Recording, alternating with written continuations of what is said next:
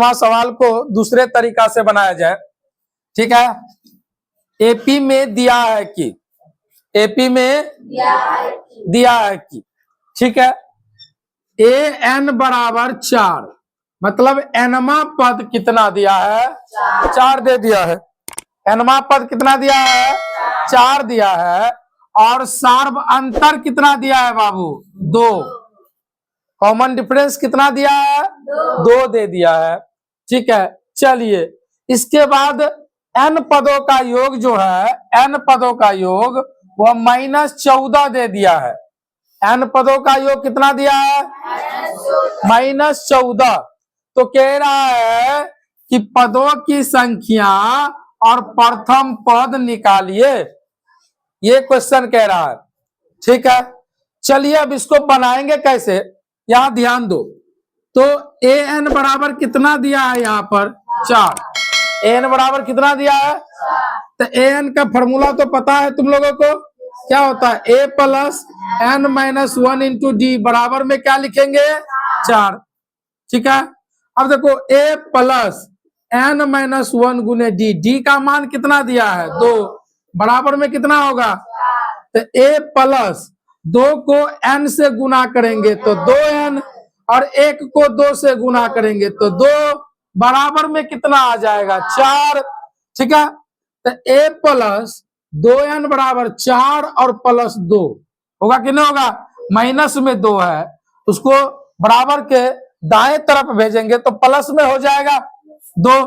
ठीक है, तो a प्लस 2n बराबर 4 और 2 कितना? 4 और 2 कितना? तो a बराबर 6 और माइनस में 2n, a को a बराबर यहां से लिख देते हैं। a का मान क्या निकल जाएगा? 6 और माइनस 2n, इसे समीकरण क्या मान लेंगे? 1 मान लेंगे। ठीक है, अब Sn बराबर यहाँ कितना दिया है? -14। Sn कितना दिया है? n पदों का योग दे दिया है -14। तो Sn बराबर यहाँ फॉर्मूला लगाएंगे n/2 into a plus l, प्रथम पद प्लस अंतिम पद, है ना बाबू? तो Sn कितना दिया है? -14 n/2, और a का मान हमको पता नहीं है। अंतिम पद जो एनमा पद होता है वही क्या होता है? अंतिम पद होता है। तो l के जगह पे हम क्या रख देंगे? 4 रख देंगे, कोई दिक्कत? चलिए अब -14 बराबर n/2, है ना? और a का मान समीकरण 1 में क्या निकला है बताइए? a का मान निकला है 6 माइनस 2n, तो a के जगह पे रख देंगे 6 माइनस 2n, कोई दिक्कत? अब प्लस में क्या होता है? क्या है? 4। ठीक है, तो -14 बराबर n/2, ये हो गया 6 और 4 कितना? 10 माइनस 2n। ठीक है, अब ये 14 दूना तो -28 बराबर n इंटू क्या होगा? 10 माइनस 2n, होगा कि नहीं होगा? तो -28 बराबर n को 10 को गुना करोगे तो 10n, और 2n को n से गुना करोगे तो 2n²। ठीक है, तो माइनस में 2n² प्लस में 10n, है ना? अब प्लस में 28 बराबर में क्या आ गया? 0।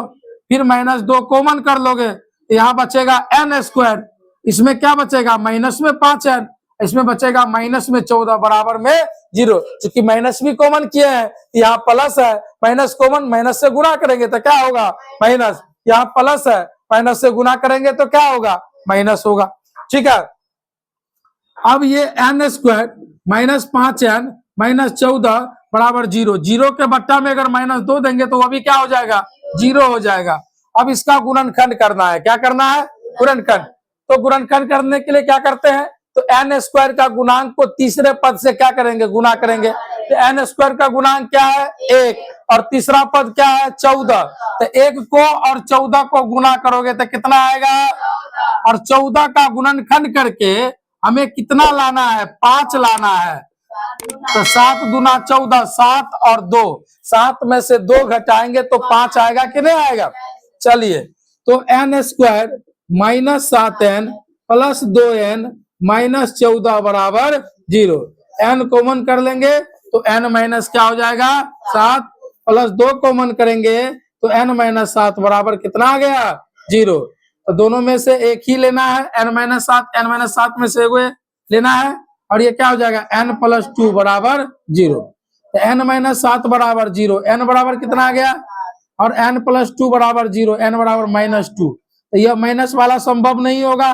क्यों नहीं संभव होगा? क्योंकि पदों की संख्या माइनस में नहीं हो सकती है ना, पदों की संख्या माइनस में नहीं हो सकती है। तो n का मान क्या लेंगे, 7 लेंगे, n का मान क्या लेंगे 7। अब n का मान समीकरण 1 में रखने पर, n का मान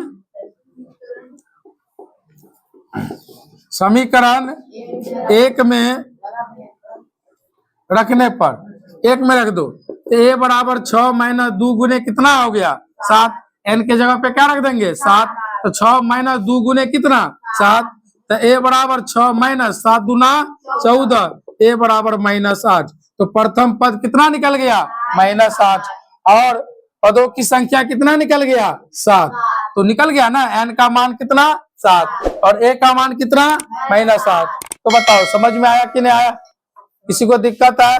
कैलकुलेशन समझ में आ गया, प्रोसेस समझ में आ गया है ना? तो चलिए नोट किया जाए।